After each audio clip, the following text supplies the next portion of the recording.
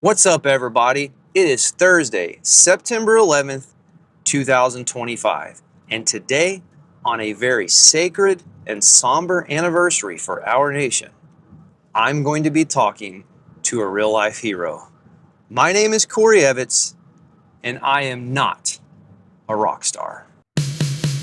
My name is Corey Evans, and I am not a rock star.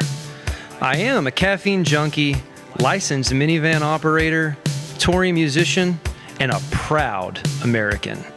Ride with me as I tour the greatest country on earth and talk to the real rock stars, our local legends, small town heroes, and those who bravely serve our country.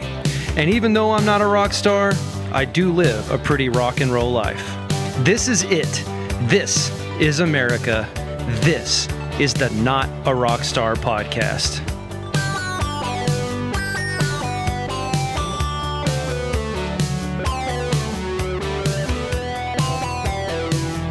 Yo, yo, yo! Welcome back to Not a Rock Star with Corey Evans.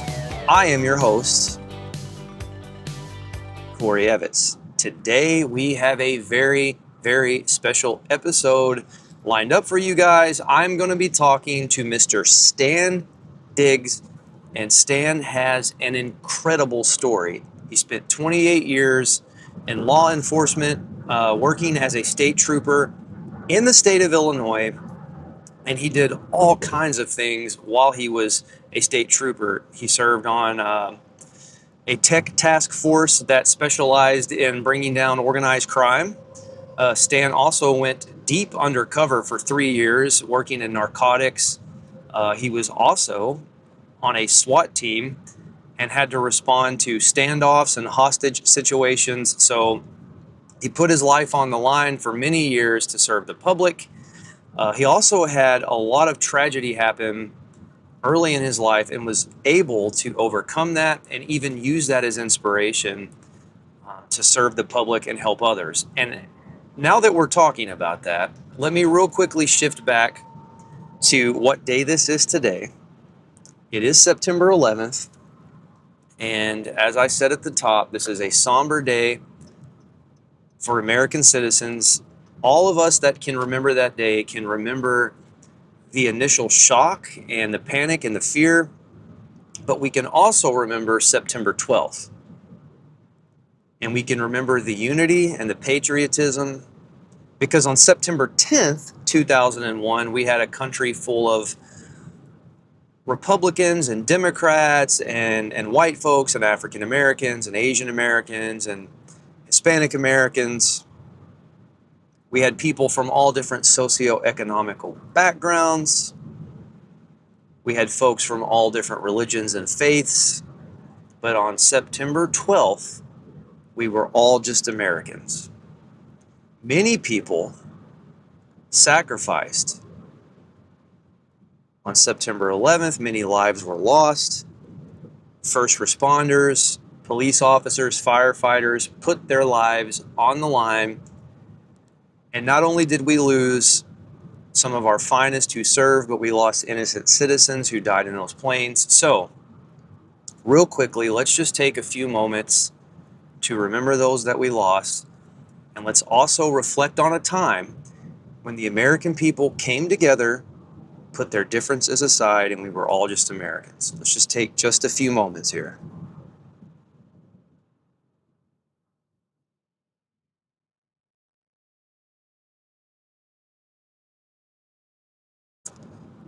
All right, guys.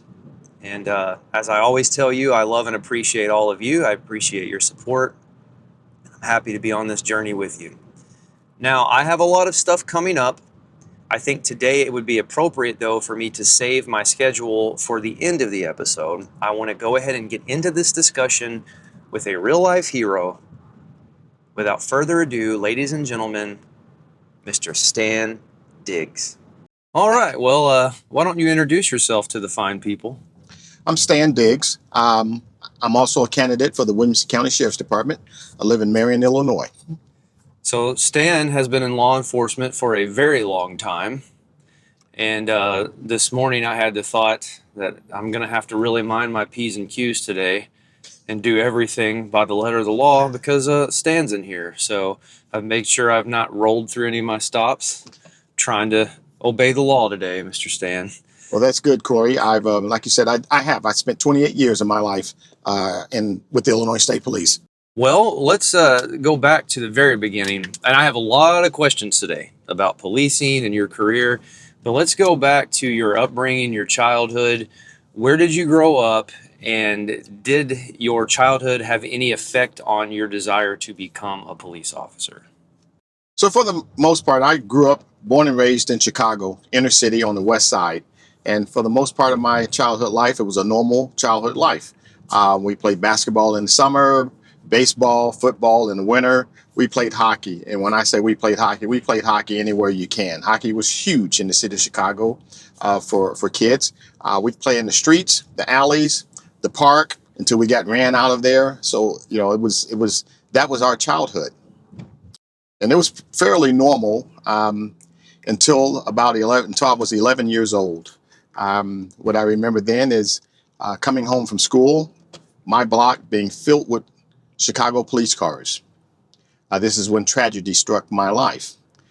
We got to our house, and actually one of my friends ran up and told me that my mom had been shot. My mom was the victim of a home invasion. A couple of men came into our house. My mom was home asleep. She was a nurse. She worked midnights. She was a nurse.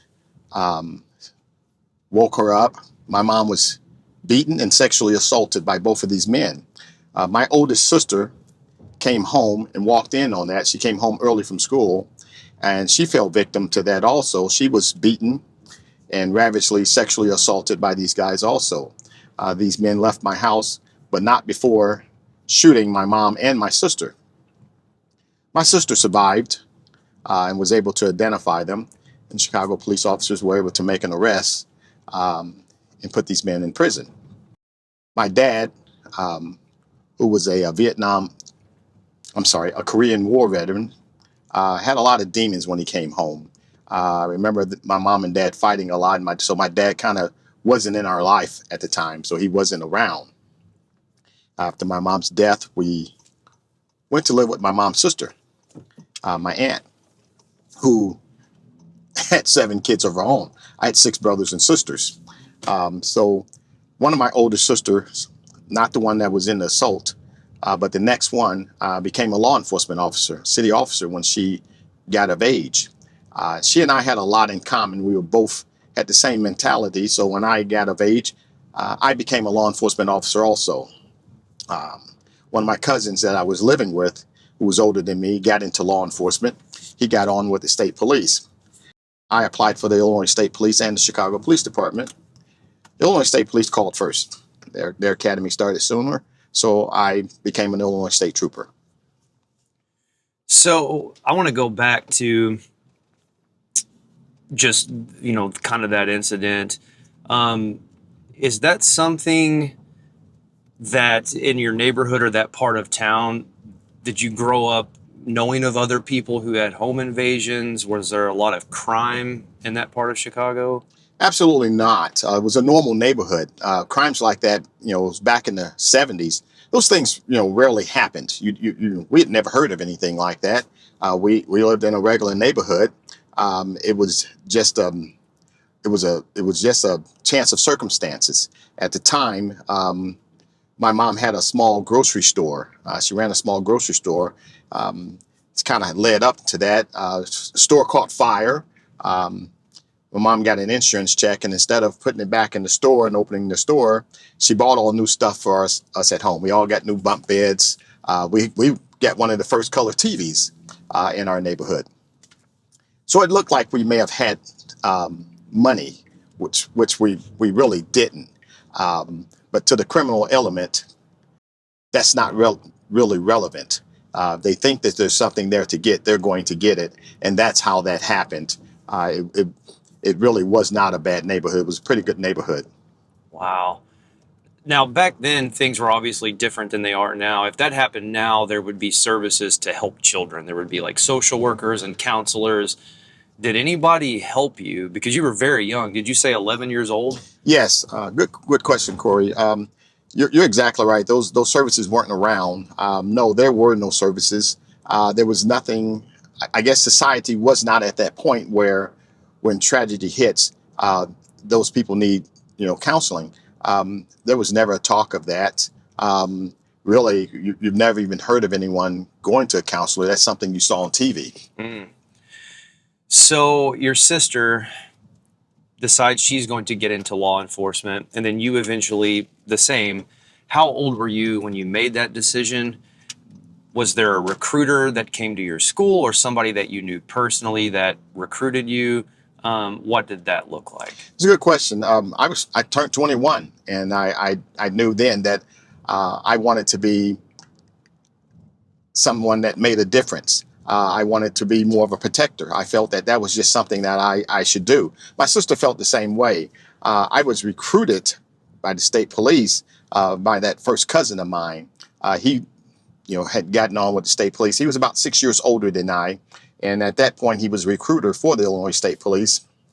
So I signed up with him, but then I had also, on my own, went and signed up with Chicago Police Department, took their test, and got a letter of acceptance by them. They just didn't have an academy starting until November, where the Illinois State Police had one starting in April of that year. So that basically was what determined that for you, is you wanted to get started as soon as possible, and the state police could get you in the academy immediately. Yes, it was really just that. It was just a chance of opportunity. They were about 8 months ahead. So I, joined the Illinois State Police Academy, and really growing up in the city of Chicago, you never saw state troopers. Okay, you never saw a trooper in the city of Chicago prior to 1985. We saw the first trooper. My cousin came home for some training and was driving his squad car. The first time we saw an actual state trooper, we thought he was a forest ranger. We had no idea that that's what a state trooper looked like. Yeah, so I joined the Illinois State Police, a very proud and great agency that it was still one of the best decisions I've ever made. Now, I have questions about the academy, but I want to back up. Is there any particular reason there were never state troopers in Chicago? Well, Chicago's a big city. Chicago PD. That was just what it was. You never even saw a Cook County deputy. City of Chicago is in Cook County. You never saw a Cook County deputy in the inner city.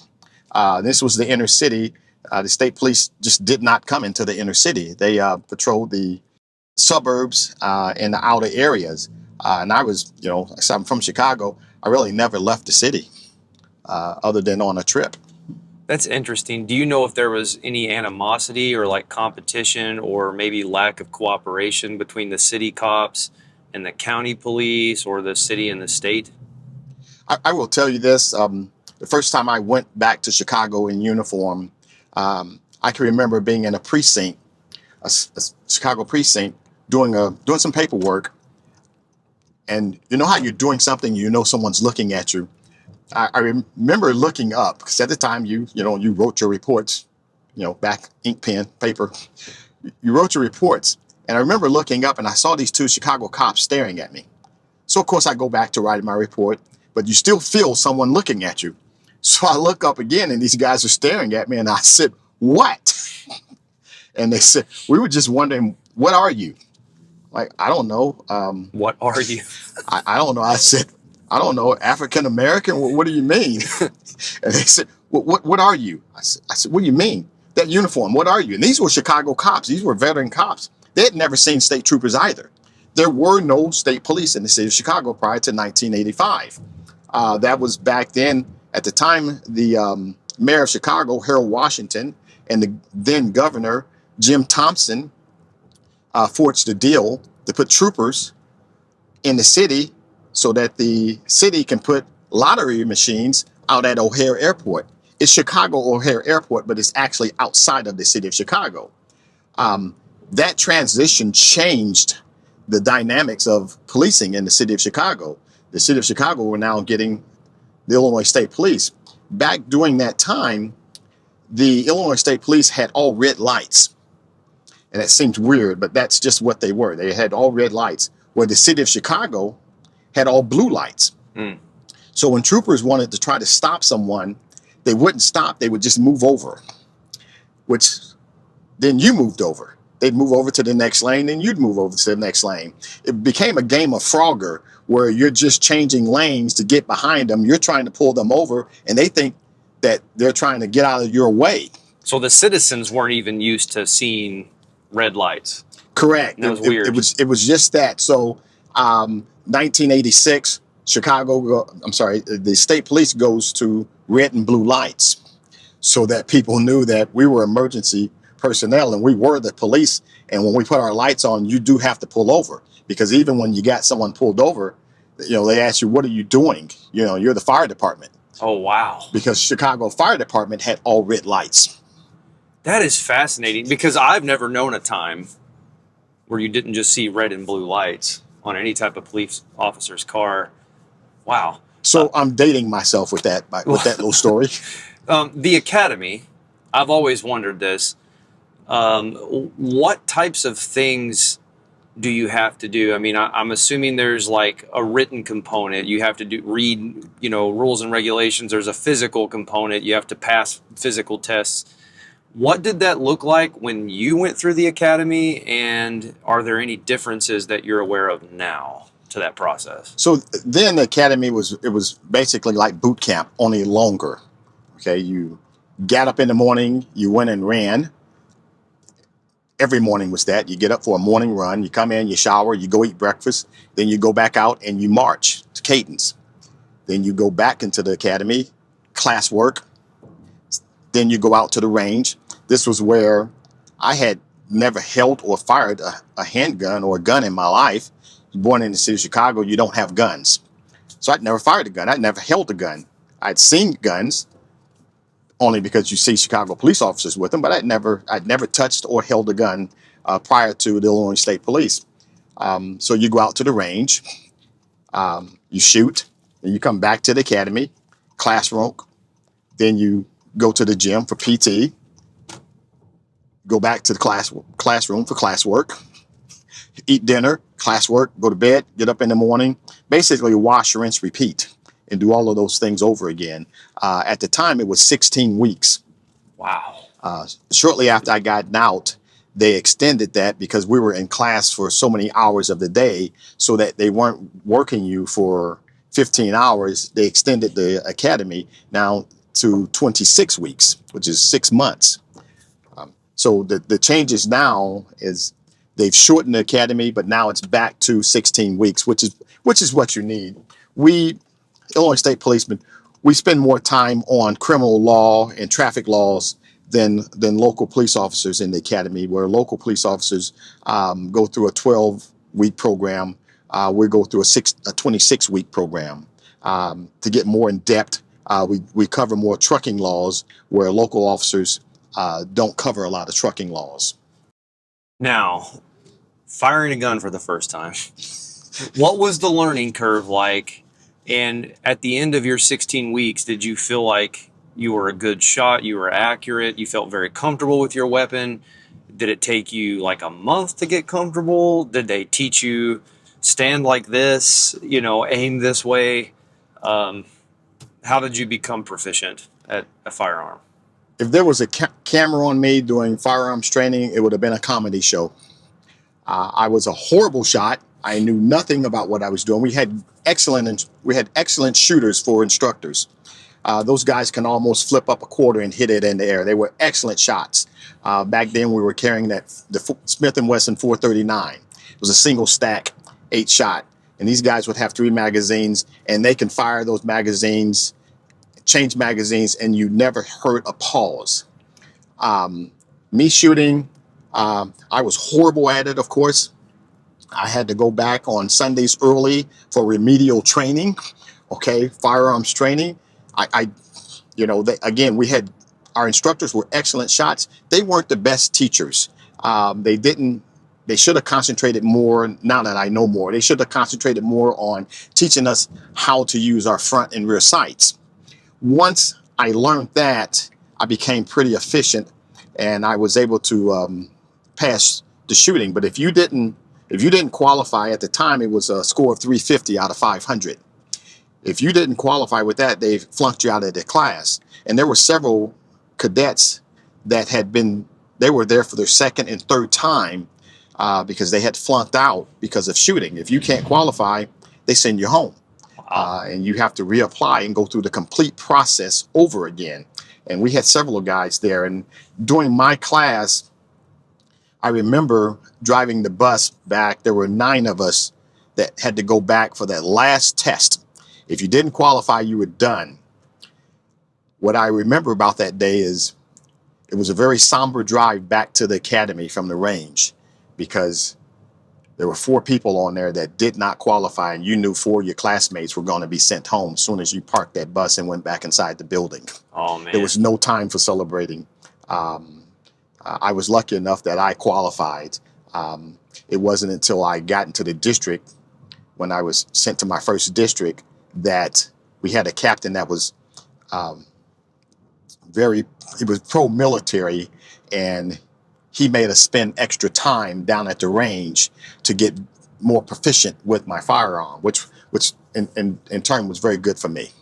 Did they put you through high stress situations like they would in the military to really try to make sure you can stay cool and calm, like in a scenario where you're going to have to use your gun? Absolutely. You had that. That was real life training, the scenario training, where you got an agitator. You may respond to domestic, or it may be even a traffic stop where you get in your squad car. You have to do the radio traffic, pull over the car. The guy may get out and run, or the driver may get out and be agitated. You had to calm the situation.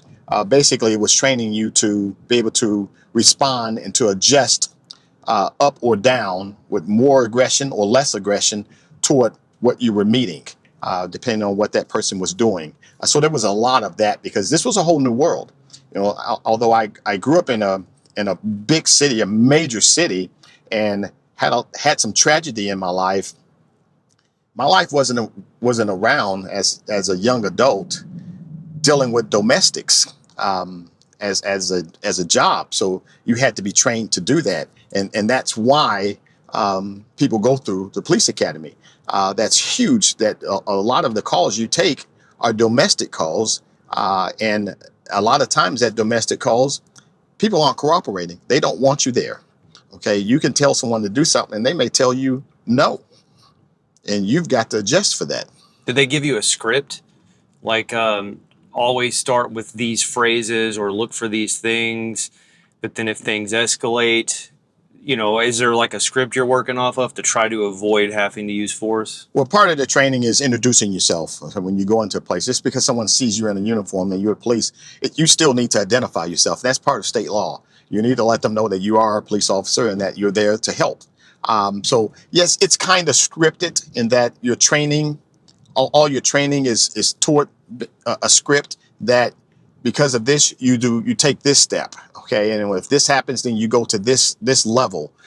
So then there's levels of procedures that you either elevate to or then de-escalate when things are starting to calm down. Interesting. Is there a driving component to the academy? Do they make you perform tasks? Like, I'll ask this, or mention this, I should say. My cousin is a cop in the Houston area, and I'm not really sure when she went through the academy. I'm going to say probably early 2000s, but she had mentioned they did a test with a golf cart, and they took them out in a parking lot and had all the cones and everything, and they said, okay, go as fast as you possibly can and complete the course, and they would time them. And then they said, okay, now go back, complete the course, go as fast as you can, but make sure that you don't knock over one cone. So just err on the side of caution. And she said they timed them and then showed them you only cut off 3 seconds by driving fast and dangerously. So make sure safety first. And that was the big thing they drove home. Was there that type of thing back when you went through the academy, the driving component? Were they really stressing, be safe? What was that like? So yes, there's a driving component, but you're in actual squad cars, okay, and you've got a radio operator that's talking to you, and you've got to talk back. So there's pursuit driving, where we did it at a racetrack. So you go out to the racetrack and you go into a pursuit. And basically, it's similar to that. You're timed, and what they're looking for is if you start at 10 seconds behind this person, you can break that time barrier that you're catching up. But you're staying close enough. So if you start at 10 seconds behind, within those 2 laps, you get 2 laps to do it. You've got to break that 10-second barrier. So you've got to get to 9 or to 8 or to 7 to get closer. Not so much to touch the bumper, but to stay in close proximity of that car. Now, this was back when, we did a lot of pursuits. A lot of laws have changed now where pursuits now, just about every community in the United States have adjusted their pursuit laws because training and education has changed in 30 years, where there's no reason to chase someone for a lane violation or for a headlight violation or a tail light violation or even for a suspended driver. You got that information. You see them. Cars have video cameras in them now. You mail that guy's ticket. You don't have to chase them, where you're going through school zones and endangering the motoring public for a traffic violation. So most agencies and most intelligent police agencies have refrained from those type of pursuits for minor traffic violations because it's a minor traffic violation that you can't even arrest a person and put them in jail for. You're going to write them a ticket when you catch them. You may write them a couple of tickets for other violations, but it's still traffic. Those are still misdemeanors. And because we've gotten smarter and we're better educated, laws have changed. Departments aren't engaging in high-speed pursuits because someone ran a red light. You put on your lights and you try to stop them, but if that person accelerates to 100 mile an hour, if you're going through a small community, you're chasing someone at 100 mile an hour for a traffic violation. If someone gets in the way, that guy hits someone, he kills someone. That guy just killed someone because you chased him for a red light violation. The means doesn't outweigh the reasoning for that. I'd never thought of that, and that is fascinating. I'm going to ask one more question, then I want to move on to talk about your first assignment as a state trooper. Okay. So the technology has obviously gotten way better, and that's a huge component of everything you were just telling me. Because the technology is better, you can still locate someone who made a violation without having to chase them down. Correct. How many eyes are in the sky? Like, do police officers have some type of satellite technology? Like in an area like this, we're in Marion, Illinois right now. This is a fairly, densely populated small city. Are there cameras located places? Like if you didn't get a good read on the guy's plates, but you just saw like red Honda Civic, would you have a way to radio that in? Are there cameras? Are there other police officers positioned to like, hey, look for this red Honda Civic that Stan just saw? How would that work if you notice something, but you're not able to get the plates? Cool. So yes, that's a good question, Corey. Yes, there's traffic cams. Traffic cams read license plates and they send that information to squad cars. Okay, so even if you're not seeing it and you're looking for it, if that vehicle goes through one of those traffic cams, it's going to immediately send that information to patrol units, okay, who have computers in their car, so they're going to get real time. Hey, the blue Honda Civic just went through Virginia and Main Street. Okay, so you're getting that real time. And yes, we are in Marion. We just went through the square. We have a beautiful square, but it's full of people. This is not where you want to take a pursuit through, where you've got a crowded intersection like that there with a lot of families out walking on a Saturday or shopping on a Saturday. So you can let that car come through. Where the next intersection that it's going to go through. You can have someone waiting for it there. In the major cities, they have helicopters, okay, that they use. We don't have that in Southern Illinois because we don't need it. Some cities also have drones. Okay, the police departments fly drones that help them with law enforcement. But here we've got cameras, and they're good cameras. They're accurate, and they have them here in Marion. They have them in Heron. They have them in Carterville. So you can track vehicles going through the county at different locations. So the moral of the story, folks, is don't roll through your stop signs. Don't go through red light. I mean, I never do anything like that. But let's all obey and follow the law because there are eyes in the sky. So just let that be your takeaway. All right. So you graduate from the academy. Where was your first assignment? Where did they send you? And what was that experience like? And how old were you, by the way? Were you still like 22 at the time? Yes. Like, So graduating at, turned 22 years old. So I'm still a kid. A lot of aspects. I've got adult children. I'm a baby, basically. My first post was District 19, Carmi. Okay, it was White County, Illinois. Now, the unique thing about that is I came from a city of 3 million people being sent to a community of 5,000. Okay, it's like going to the moon as far as I was concerned. And very close to the American South. You're getting to the part of Illinois where the culture starts to shift a little bit to Southern culture, which is going to be different than Chicago. Great. No, not started to shift. It did shift, buddy. Okay, you're talking downshift. I'd never seen that many stars in the sky. Okay, coming to when I got to Southern Illinois, to hear that many crickets. Okay, it being that dark. Growing up in the inner city, you have what's we call light pollution. So it doesn't get as dark. You don't see as many stars. It's not quiet. Okay, and those were things that you had to get used to even to go to sleep because you're used to the city noise. Right. And I didn't have that. It was always too quiet. And I can remember calling home, talking about it, saying, man, it's too quiet down here to sleep. I've got to leave the TV on just to have that ambient noise because there is city noise. And when you're used to it, it's just what you're used to. The other unique thing about, going to Carmi was the whole county was all white.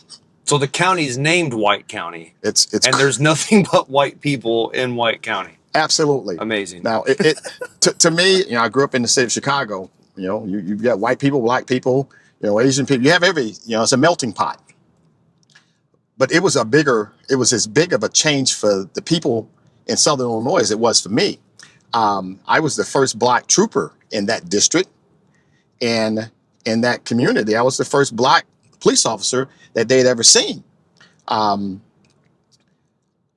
What I would say about the community of Carmi, I wound up living there for 5 years, is that the state police was still going through some issues of their own, accepting women in the law enforcement.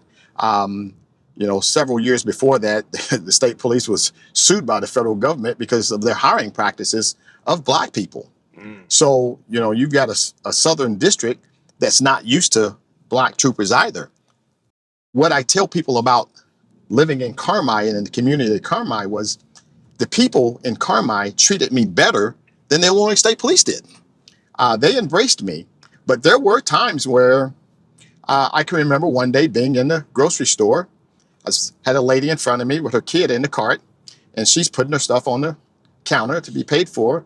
And the little boy, he may have been 4, said, "Look, mommy, a brown man." This embarrassed that lady so much, she grabbed her kid and she ran out the store. And I said, well, he's right. It's okay. I am brown. It was a funny moment for me. Of course, the cashier, who had never seen a black guy either, profusely apologizing for this 40-year-old seeing something that they'd never seen before. And to me, it was like, it's okay. I said, he's never seen a brown person. He should say something. Yeah. One night on patrol, one of the things that we did back in the day was we did blood relays. So states would transfer blood back and forth to hospitals for emergencies. We would take blood to Indiana State Troopers and they would deliver it to the hospital. Kentucky State Police would bring blood to us and we deliver it to our hospitals. So one night I'm doing a blood relay and I picked it up at the Indiana state line. Trooper come flying across. It's probably 2:00 in the morning. There's nothing going on in these small communities. The streets roll up about 8:00. So at 2 a.m., there's really nothing going on. So I get this blood from this trooper, Indiana State Trooper, at the off the interstate, and I'm blowing across the interstate, and I get off. I'm going into Fairfield. I've got my emergency lights on, but I don't have a siren on. I got my emergency lights on because I'm going through town about 50 miles an hour. Again, nothing out. And I pass a county deputy who jumps in behind me because, again, nothing's going on. So if you see a squad car, you're going with it. Okay, that was just a common thing to do. Well, this guy gets alongside of me, and I see him do a double take when he looks at me. And then he falls in behind me like he's going to make a traffic stop. And next thing I hear over the radio is Carmi, that was my headquarters, that was a call sign. Carmi, WC, whatever his number was, do you guys have a stolen squad car? This guy saw a black guy driving a squad car and he thought it was stolen. This was a police officer. So I just speed on, get to the hospital, I take the blood in. When I come back out, that deputy's standing outside, and I remember walking by him and saying, yes, they make them in black now, as I got in my car and drove off. See, what's blowing my mind about that story is you were in uniform. Yes. So he didn't even put that together. He must have thought you beat up a cop and took his uniform and his car. That's what's so crazy about that story to me. Well, it's just one of those things that, again, people weren't used to seeing black troopers, okay? Black police officers, especially not black state troopers in that 7-county district. And he never saw enough to see a uniform. He saw a black man driving a squad car and just assumed that it was stolen, not that it was from out of the area. I mean, I had District 19 plates on my car. Our plates read 19. I think my number then at the time was 31 or 1918. So he saw the plates that it was a district car, but he just assumed that because there was a black man driving it, I must have stolen it. That's wild. Yes. I have a question and then two quick, funny little stories to tell you. Because I grew up in Metropolis, we were always in Kentucky, right on the line, kind of, so very much you're getting to the South when you're there, right? And Okay. So I just kind of have funny stories to tell you about me being around black folks as a kid, kind of for the first time. But I do have a quick question. The transporting of blood, does the Salvation Army do that now? Do they have like emergency vehicles that are authorized if an emergency room's like, hey, we got to have type A blood across the state line now, or do cops still transfer blood? I couldn't tell you, to be honest. I'm going to say that I can still see it being done by the Illinois State Police. If it's, if there's not a helivac that would take care of it. I mean, I think that would be very expensive to do in a helicopter. So I would probably just guessing that the Illinois State Police still does that. When I was still in patrol, we still did that. We didn't do it as much as we did, back in the 80s and 90s. But it was very common back then to do blood relays. You when I say common, you were doing one once a week. I have never known of that. I didn't even know police officers did that. A lot of time it was always late at night in the middle of the night. So a lot of people didn't know because they were asleep in their beds. And you'd get the blood relay. You're not chasing a bad guy. It's just a blood relay. So you're getting a box, okay, or a cooler, and you're just, basically relaying it to the next person who's going to relay it to where it has to go to. Whether it was, then because we were in that tri-state area, Indiana and Kentucky, we went back and forth whether it was going east or going west. That is crazy, man. So I got to tell you these funny stories real quick. By the time I got to grade school, I was around black kids. And my baseball and basketball coach was a black man, James Bowman. He was a mentor to me. His son Aaron's my age. We're still good friends. But I guess probably the first 3 or 4 years of my life, I just never really been around black folks. And so apparently I thought every African-American man was Ozzie Smith. And so my mom tells this story. We had a friend named Mr. Puckett, who's an old black man, and he would come over and I would like run to the door and get pumped because I thought Ozzie was coming over.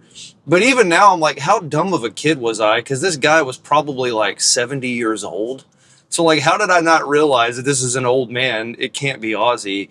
But I guess I really embarrassed my mom with that. Like she would take me in the grocery store and it just wasn't clicking in my 2 or 3 year old brain that people were not Ozzie. So my mom said I would point kind of like that kid you had the experience with, and she'd be like, shut up, you know.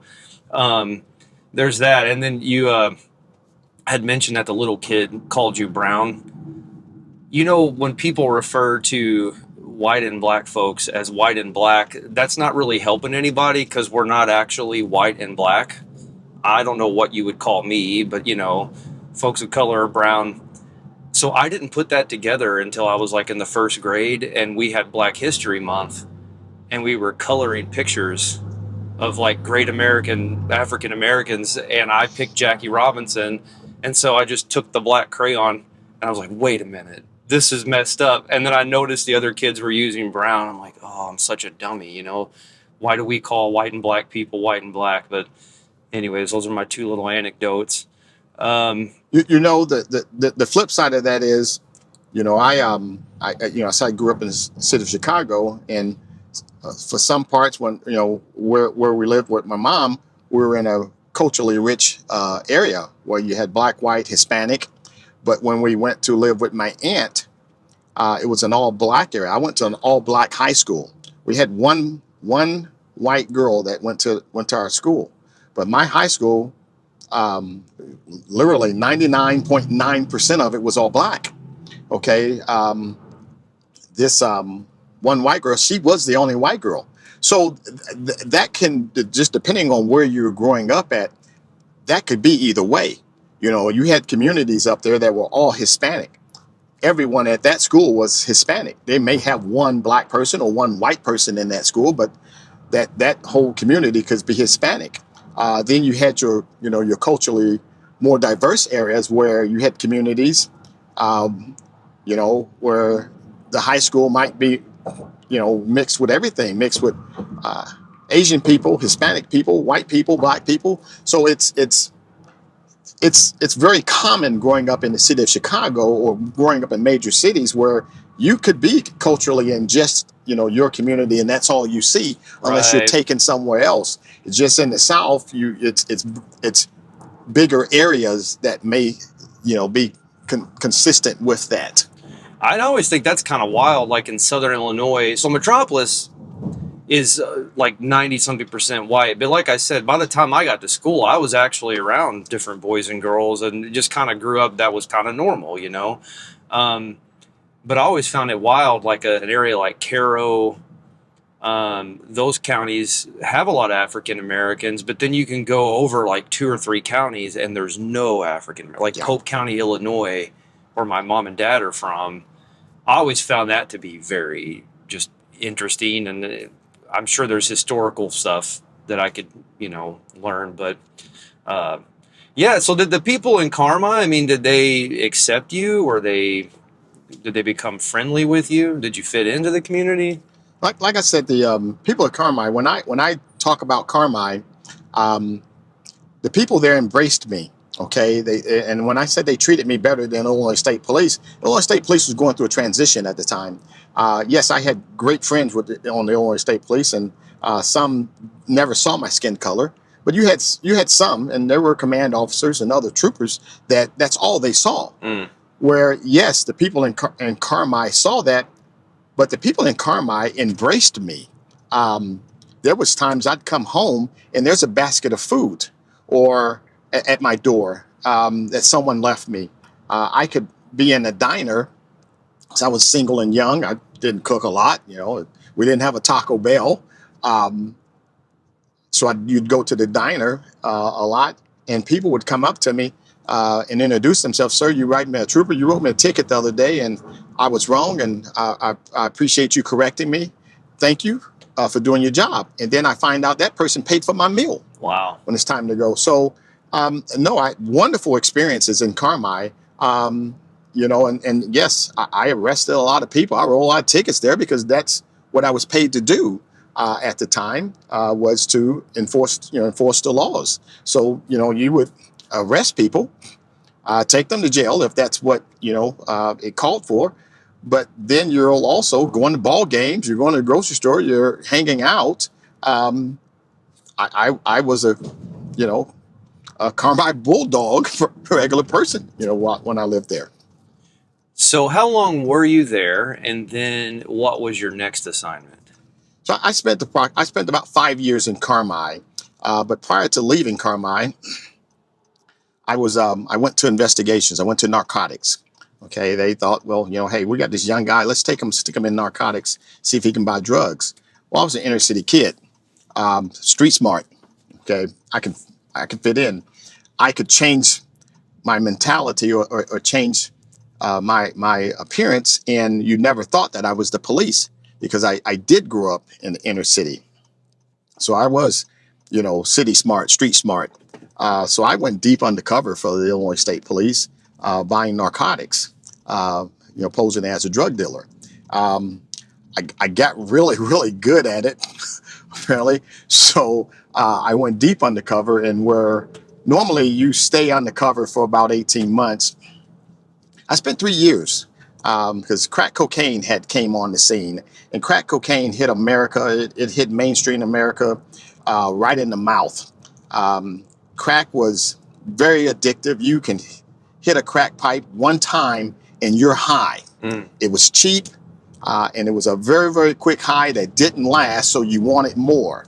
And back then, crack dealers, they would litter the corners. You could literally stand and look. If you could see a half mile, you can see 7 or 8 crack dealers on each corner selling their product. So it was a lot out there, and I would, my job was to infiltrate, let them, think I'm a regular person. I had a fictitious credentials that, no one knew who I was. I got pulled over by the police. I gave them my credentials, and that's who I was. My name was Anthony Davis. Okay, all my credentials said Anthony Davis. My car came back to Anthony Davis, and if I got pulled over, that's what came back. So I was able to infiltrate these areas and buy this stuff, and because I was doing it at such a level, the FBI got involved, and I was put into an FBI task force. The next, I'm buying drugs in 3 different states. I'm going around to work different communities. It was, I would say this because I was very young. It was fun. Okay. I got to do things. They paid me to hang out. I would play basketball half the morning.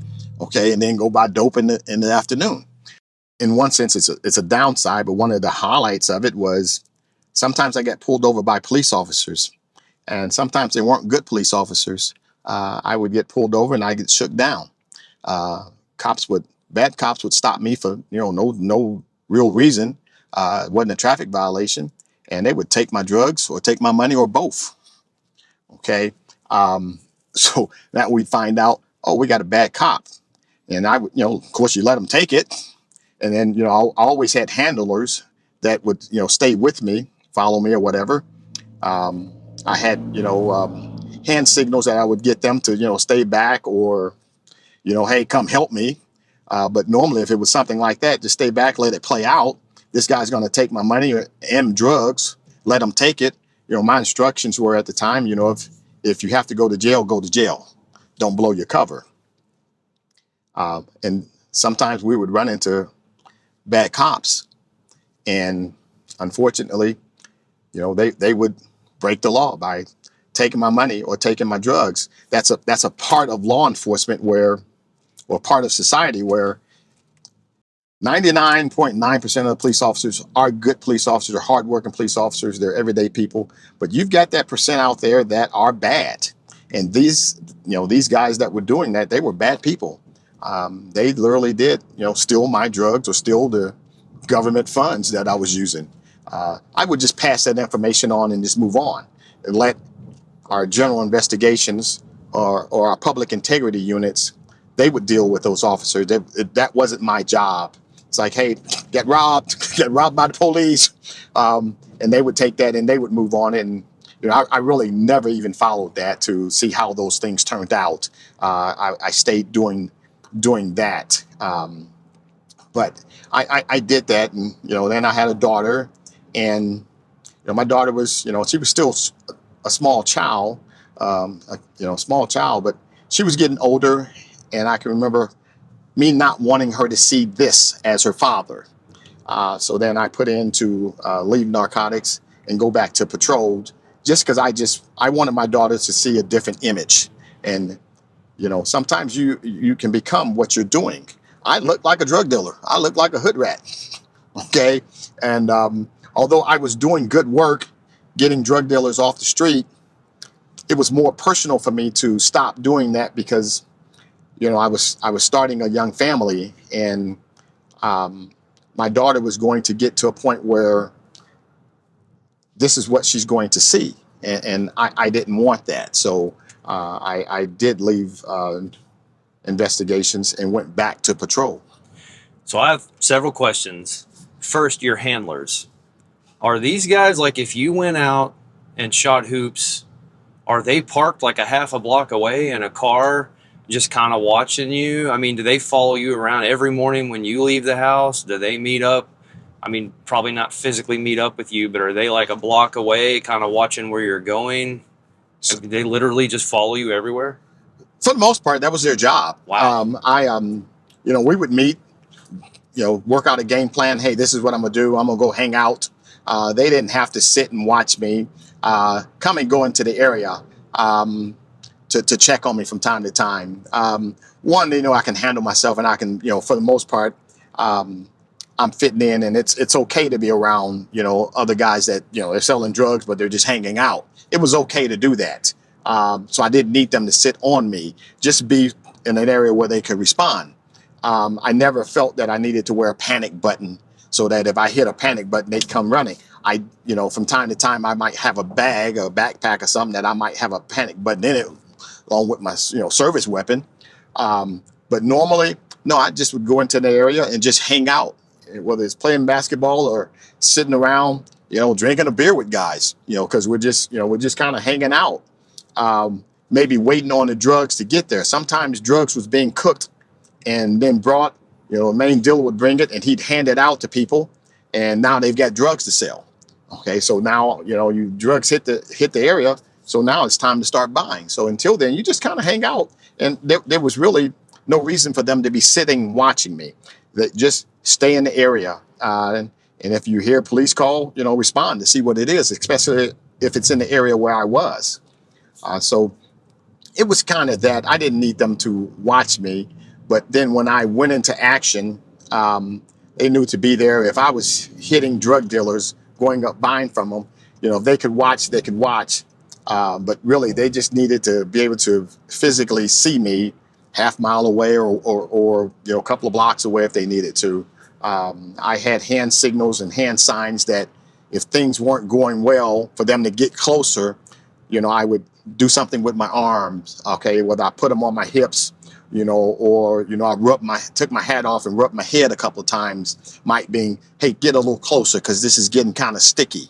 But for the most part, just stay out of the area, let me do what I do, because most of them, there's no danger. I mean, you can trip and fall and it'd be more danger than it was really than doing that, in my mind anyway.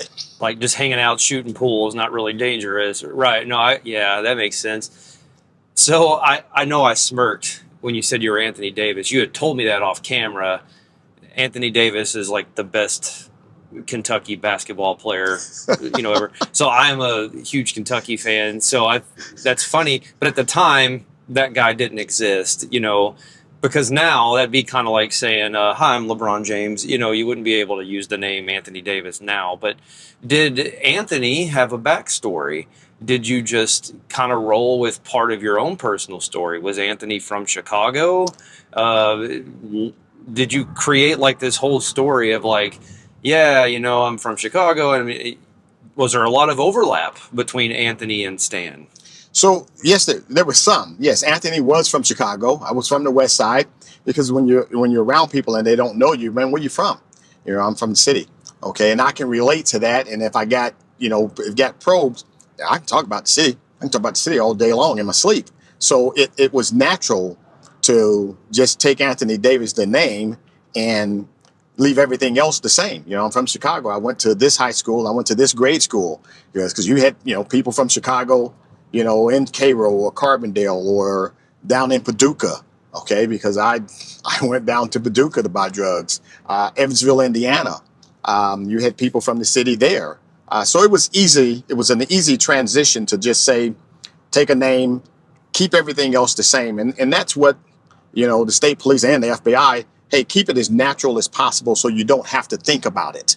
Okay, so when someone asks you, it comes right out, because people would look at you and they're trying to read you and they're trying to decide. I remember one lady, she was an older lady. She watched me before she would let her people sell to me or do anything for me, and I was trying to be a dealer for her.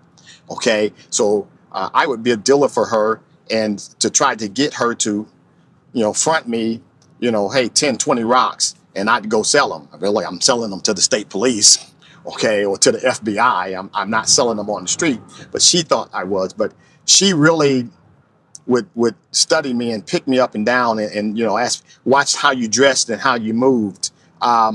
So it was natural for me to just pretend like I was at home. The only change was I answered to Anthony and not Stan. So it was that. So that worked well in my favor, just because I did grow up in the city and I knew the city, and it was easy to tell. I mean, my accent was from the city. Right. But people, the smart ones looked at you trying to, find things that might be, or find holes in your story. It just that it was, very natural for me to use that as my cover story, and it worked. It worked well. Did Anthony have a social security number and fake parents? I mean, did they go to that length? Did you have a fake birth certificate? If you had to go to the hospital with the flu and you're just filling out paperwork, do you use Anthony's social? I mean, was it that detailed? That's funny, Corey. Drug dealers don't go to the hospital for Okay. those. Okay. Okay. So I had a fake driver's license. I had a fake firearms card. I really don't know why they made the firearms card, because I'm not supposed to have a gun if I'm a bad guy. But I had that. My license plates came back to that guy. So my car, if I got ran by a local, it came back to that. I got pulled over. It was a shakedown by 2 Cairo officers one day. I knew I didn't do anything wrong. These guys pulled me over, shook me down. They took my money, took my drugs, and they actually took me to put me in a holding cell. Okay. And, my handlers were watching, and I gave them the signal to leave it alone, let it play out. These guys cuffed me, put me in the squad car, left my car there, and they purposely left it unlocked so it'd be vandalized. Oh, man. I didn't find that out till later. They didn't tow it. Nope, they just left it there and left it unlocked. Matter of fact, left the keys in it. They wanted somebody to steal it. But took me to the police department. They had a holding cell, and they said, yeah, he's a smart ass. Let him sit in there and think about his mouth and how he talks to the police. They made this up for the booking guy. So they just stuck me in the cell. And I'm in general population, just kind of hanging out, and until, they let me use the phone. And when I used the phone, of course, I, pretended like I'm calling somebody to come get me, when really I'm calling investigations, hey, yeah, somebody come get me the heck out. And one of my handlers showed up, posing as an attorney, and, said, I'm here for Anthony Davis, and we've got nothing on them, so we're going to just let you take them. So I got out, and it's like, oh, yeah, hey, these two, yeah, took our money, took our drugs, and left my car. So that's another case that they would give to our general investigation people to work. Did you have to be Anthony 24/7? And I'm asking that, you mentioned you had a young daughter. If you go out to eat, with your child, and somebody says, hey, Anthony, and she's like, my daddy's not Anthony, my daddy's Stan. Do you have to be Anthony? Did your wife have to be in on it? I mean, are you basically playing Anthony 24/7? No. So you go home. I never worked. I couldn't work undercover in the area that I lived, because, people know you. Wait a minute, that guy's a trooper. Okay, so I never worked in the area I lived. Then, I was in Carmi. I had, this was the last couple of years there in Carmi, but I was in Carmi. If there was a, drug problem in Carmi, I'm not going to say there weren't. I didn't work that. Gotcha. I always worked areas far away. Lived in Carmi. I'd work in Cairo, work Evansville, Indiana, drive down to Paducah some, but Carbondale, Mount Vernon. I worked those areas where those are areas I would never be in patrol, would have never been in a patrol uniform for anyone to associate me with that. Even local officers wouldn't know me.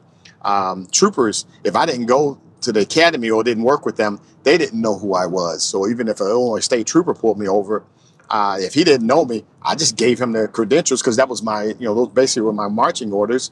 They ran me, wrote me a ticket, or let me go, or did it, whatever they did, and I went on down the road.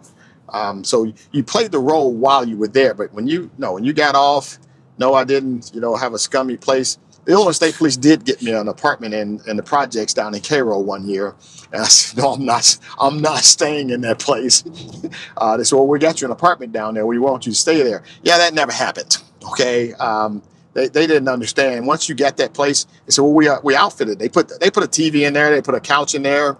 We drove by there just to see it. And I'm in the van, and people are stealing the stuff out of there. You can't furnish an apartment and housing and leave it. Okay. Right. People didn't do that. Okay. People lived in housing. They lived in housing because financially that's what they can afford. So they didn't get to go on vacations, and you didn't go to work for the most part. You were home. You were there. So when the state police put all that in there, undercover, and left, it's like, hey, man, it's a free TV in that room, in that apartment over there. So they tried to give me that to try to create that. It backfired. It backfired bad. These were bosses that had never worked undercover and didn't know. They just thought they were doing the right thing. It was a bad play. So no, I went home. I was Stan, and I was Dad. That's a great thing, because I wouldn't have thought of that you're still living in Carmi. I don't know why. I mean, you mentioned that you went to several states, so obviously you weren't living in all of them. But yeah, that makes sense. They would never put you anywhere close to home. How long did you do that total? How long were you in the undercover of narcotics? And then what you said, having the daughter made you want to get out. But what was your next assignment after that? So I spent about 3 years undercover, just buying narcotics. And like I said earlier, as my daughter was getting older, I wanted to change the image that she saw. Children see you for, they accept what they see. I didn't want that. So I put in to go back to patrol. And the state police was, they were completely understanding with it. Hey, no problem. You just fill out the paperwork and they transfer you. I went back to patrol, and I got on TRT, which was Tactical Response Team, which is basically SWAT. Okay, just Illinois State Police. Back then we used TRT. I got on SWAT. The state of Illinois is broken up with 102 counties. I was on a regional SWAT team, so we covered about 60% of the state. So we responded to incidents in 60 counties. All the southern half? Yep. I mean, basically south of Springfield. Gotcha. Okay. We responded to barricaded hostage situations, armed things. We responded to high risk search warrants or arrest warrants. We served bad warrants on people. And I mean, it was, we were basically what we called the tip of the spear. If it was really bad or they were really bad people, we responded. And because we were a regional team, we were pretty active. We were basically maybe two TRT call-outs a week, whether it was high-risk search warrant or there was a barricaded hostage situation. We responded to those, and we would do about 2 a week. So we were doing about 100 a year. So we were very, very active. We were always in there in that, and I loved it, enjoyed the work. Stayed in it until, went to several shootouts, was in several shootouts, 2 of which were in the same week. After that, my wife had a real upfront, direct conversation with me. Basically, she told me, I had 3 children at the time, that she wasn't raising 3 kids by herself. I needed to find an easier job within state police. She was right. We were pretty active, and I was getting it. If it was something hairy going on, man, I was there. So I put in for another transfer. to go to another investigative unit. And just prior to leaving, that last year, 98, I guess I had a really banner year in 97, 98. And it was really, really good years. So much so that the governor named me State Trooper of the Year in 1998, which was a huge recognition. Was only the third such award that they had ever given out. That is incredible. And was it literally just one state trooper in the whole state got that award? Yes, just one person. Each district gets to submit a person, and then from that list, they take it and look at everything and decide who they want to award to. And I remember my speech. I remember giving a speech saying, the best part about this award is that I'm standing up here accepting it myself, and it's not an award saying in honor of Stan Diggs. I mean, that was huge for me back then, that I was able to get that myself and not them hand my wife some plaque, okay, in my honor, because a lot of hairy situations, a lot of life and death situations, and the Lord saw fit to see me through those. Wow, that is incredible. I do want to ask, when you're being called out to SWAT situations, active shootouts so frequently, is that something akin to guys who have to be deployed in a war zone? I mean, are you always on edge? Do you find yourself having these huge adrenaline rushes? And then when you got out of that line of work, was it hard to adjust to not always being in danger and having huge adrenaline rushes? We got on SWAT. I can remember when pagers came out. We got pagers, and normally those pagers went off in the middle of the night. You're asleep at 2 a.m. and someone decides to barricade themselves in a house and shoot at the police, or hold their family hostage. So they normally happened in the middle of the night or early in the morning, or you knew you had a high risk search warrant that you're meeting at 5 a.m. to 4 a.m. to get ready for. Sometimes it happened in the middle of the day. Hey, we got a shooting. It's an active shooter, so you're shifting gears, you're in patrol, you go and change and put on your SWAT gear and you respond to it, whether it's, in the Mount Vernon area, in East St. Louis, or Carbondale or Effingham or wherever. Sometimes, we responded to hostage situations as far north as Springfield. That was the last large SWAT call out I had was in Springfield. It was a 41-day standoff. Whoa, 41 days. Yes, it was the longest standoff in history, mainly because it was an elderly lady who wasn't in her right mindset, and it was just her in the house, and the state police stance is they're not going to force the issue. Okay, she was actively shooting outside of her house. So, she was a public threat, and it was something that had to be dealt with. The Sangamon County Sheriff's Department started it. It went south. They threw their hands up, called state police in, and, you're not going to send, 12 armed troopers in to go and kill some, and she's like 80-year-old lady because, she's off her meds. You're going to sit out there and you're going to, have the negotiators and any doctors that you can talk to her to try to get her to come down or calm down, to get her out. But you have to keep that community safe. So, we put people out of their houses for over a month, trying to keep the area secure, but also not push her so far that she wants to come out on the front porch and start shooting at us, which she did on more than one occasion. We knew we had good cover. I mean, I remember I was in the garage, at her garage, when she started firing at the garage, and we were in there trying to take cover. At the time, that became very political. It became a political thing. Every satellite news truck in the nation was out there. And I can remember my father calling me, saying, "Hey, you're on TV. The governor of Illinois is saying there's no way that the state police is going to shoot that lady. Why are you there?" Oh, wow. So it became political. something that big. And that's something that big in any state would. But it did in Illinois, and I don't know if it put us on the map in a good way or a bad way. We were able to resolve it and get her out of the house without harming her. So it was a win. Um, but they were rotating us out. You sleep up there. You're sleeping on the ground because you got a shift. And they would rotate us out every week, bring another team in. You go home. They bring another team in from around the state. We had 3 teams at the time. So you took turns, a week on, week off, week on, week off, until the thing resolved. But that was the second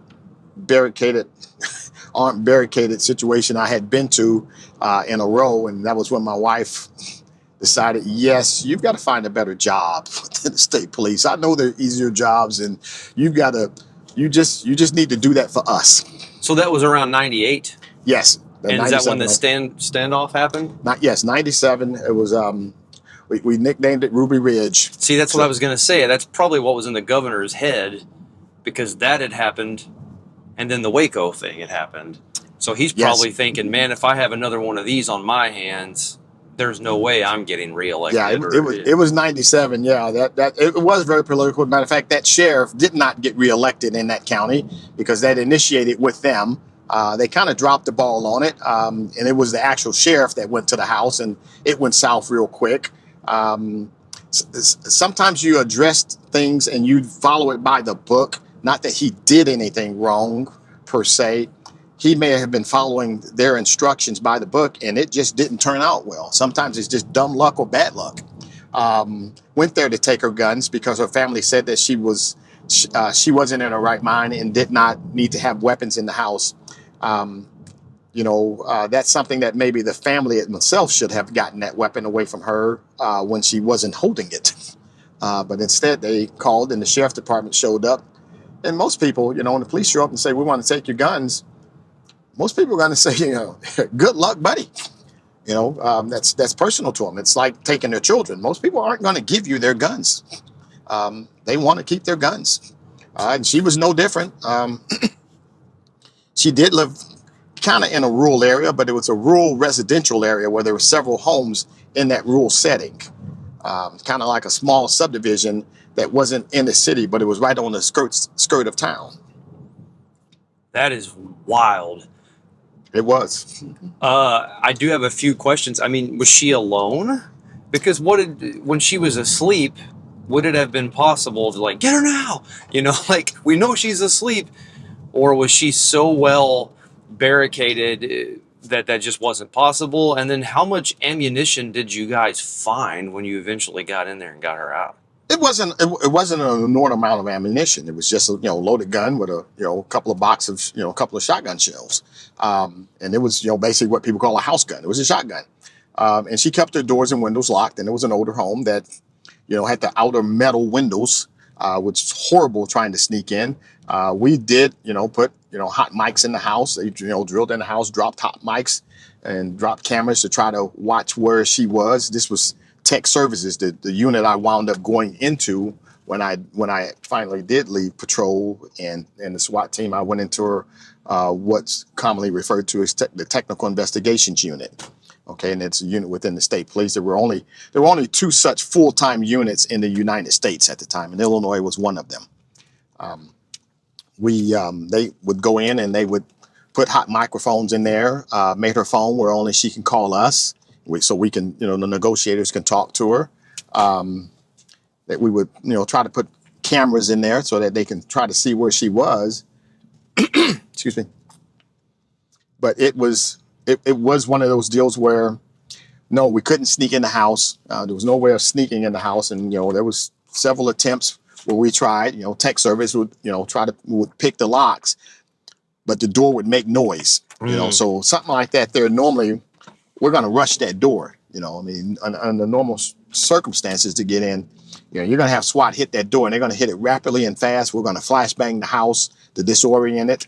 But again, you've got an 80-year-old woman, and you have every national news truck in America parked out there watching everything we do. We were being watched by America, and There was no way our governor was going to let us stormtroop this old lady's house.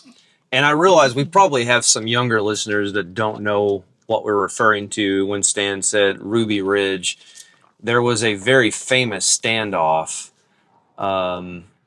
which was it 1993 maybe, where a gentleman, I don't even know how it got started, but they ended up shooting his wife. I think she was like holding their small child, or she was pregnant with their kid, and she died. And it was what people would call a cluster. You know, it may or may not have even been justified, the escalation. Something about he was on land he wasn't supposed to be on or something. And they had found out he was collecting firearms, I think. But that became a big deal. And I could be wrong about this, Stan. People are going to Google it. But I want to say the Oklahoma City bombing was on the anniversary of Ruby Ridge. And that was one of Timothy McVeigh's big, you know, part of his little manifesto or whatever, that he was kind of protesting the government or whatever. And then, of course, there was the giant thing in Waco that a lot of people are aware of because there was a Netflix series about it. But you had David Koresh and the Waco people, and they had a giant standoff, which eventually led to a lot of people burning up in their compound. So in the 90s, this was fresh in everybody's mind. And in both of those cases, a lot of public sentiment, there was anger towards the government agencies, feeling like they had unjustifiably used force or killed these people. So I realize we might have people that are like 23 listening to this and have no clue, but that's the backdrop of this situation. And so at that point in the late 90s, nobody would have wanted to touch a situation like that with a 10-foot pole, because that would have meant like terrible negative publicity. So Stan has lived a very fascinating life. I am so glad he's here today. We realized we are going to break this up into two parts. So we're going to leave part one right there with Stan getting out of the SWAT unit, and we're going to pick it back up next week with him transferring to his next assignment. What a discussion. I don't know about you guys, but I am riveted, and I am excited for all of you to hear part two next week, because we just heard some incredible things. As I mentioned at the top, Stan definitely had to overcome some adversity, the heartbreaking aspects of his childhood. That's hard to hear, but to see how Stan has turned that into a willingness to serve others, and he has made that adversity into something beautiful and committed his life to service, that is inspiring. And we should all thank Stan. If you run into him or if you know him personally, make sure you thank him for being the kind of person that came out of a bad situation and has dedicated his life to making our lives better. On top of that, just some of the things that Stan has volunteered to do. I'm not going to use the word crazy, but very, very dangerous, but all necessary functions for us to live in a free society. So thank you, Stan. I'm really looking forward to you guys hearing part two of this discussion next week. Now, let me tell you about what I have going on tonight and for the rest of the week. Tonight, I will be playing an event for the American Cancer Society in Collinsville, Illinois. This is a little different. It's technically a public event, but it is ticketed. So go ahead and do a little Google search real quick. American Cancer Society Farm to Table event for Collinsville, Illinois. If it's something you're interested in, you can see how to get tickets and see how you can come watch me play, but also have some great food. There will be a lot of local businesses bringing the very best of their food and their drink. So it'll be a great event for a great cause. Farm to Table event tonight, Collinsville, Illinois, American Cancer Society. Tomorrow, I'm still going to be in the Metro East St. Louis area. I will be playing at the 1818 Chop House in Edwardsville, Illinois, tomorrow night from 7 to 10. On Saturday the 13th, I will be at Benny's Pizza Pub in Belleville, Illinois. Always a great time. I've recently made more friends in Belleville, so if any of them are listening to this, you should come out, have some pizza. It'll definitely be a good night. Then on September 14th, I will be headed back south. I will be playing in Murfreesboro, Illinois at Southpaw Bar and Grill from 2 to 5. Monday, I will be playing a private event back up in the St. Louis area. So I have a very, very, very busy weekend planned. Let me make you aware of just a few more things. I have a new band. We are called Corey Evans and Revolver, and we have 3 shows coming up. On September 20th, we will be playing at the Muddy Saloon in Wheeler, Illinois from 8 p.m. to 11 p.m. On September 21st, we will be playing at Route 45 Wayside in Pasodum.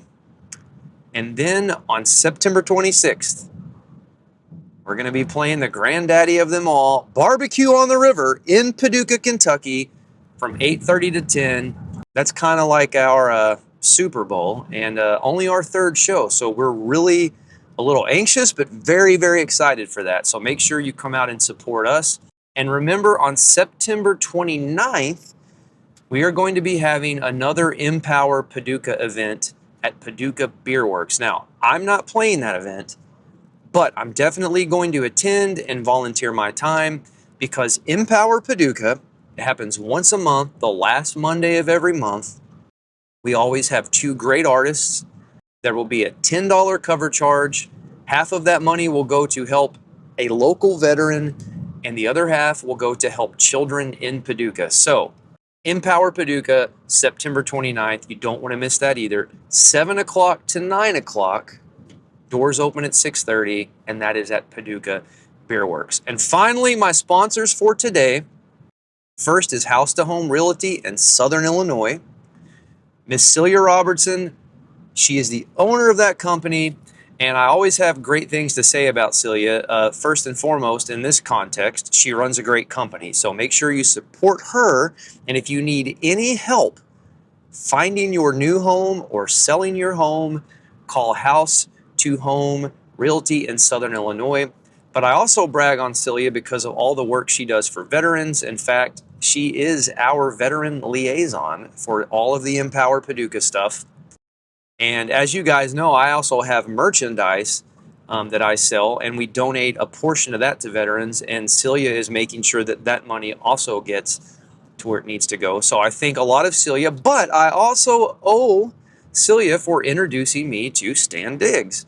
If it wasn't for Celia, I would not know Stan, and we would not be able to have these great discussions that we're having. So thank you, Celia. And remember, House to Home Realty, Southern Illinois. They can get you in your new home, your dream home, your forever home. Make sure you call them. And last, Metropolis Music and Media. As I say every week, Toby Glass does an A+ job editing this podcast for all of us. He makes us sound good. He makes us look good. And Toby does a tremendous job at everything he does. So if you have any media needs at all, contact Toby, Metropolis Music and Media. All right, next week, we're going to pick this back up. I am going to be talking to Stan again. We're going to pick up where we left off today with that crazy 41-day standoff that he was involved in. And then we're going to transition into the later portions of his career as a state trooper. And then we're going to talk about his current bid to become the sheriff of Williamson County, Illinois. So make sure you tune in next week, part 2, Many Shades of Blue with Stan Diggs. And remember, I don't do anything as cool as what Stan has done. And I'm certainly not a rock star, but because of all of you, I get to live a pretty rock and roll life. I'll see you guys next week. Peace.